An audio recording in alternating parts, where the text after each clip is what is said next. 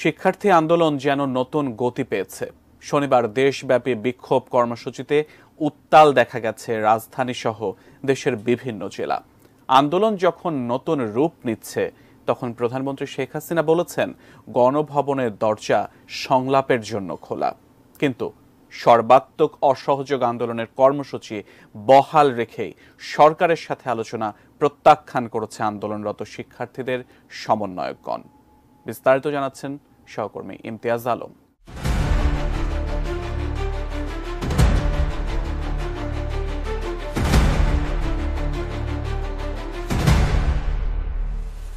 সরকারকে ৭ দিনের আলটিমেটাম দিয়ে সারা দেশে বিক্ষোভ মিছিল ও সর্বাত্মক অসহযোগ আন্দোলন কর্মসূচি প্রত্যাহার সংক্রান্ত একটি বিবৃতি ঘুরছে সামাজিক যোগাযোগ মাধ্যমে। আজ শনিবার দুপুরে বৈষম্য বিরোধী ছাত্র আন্দোলনের সমন্বয়করা জানিয়েছেন, এরকম কোনো বিবৃতি তারা দেননি।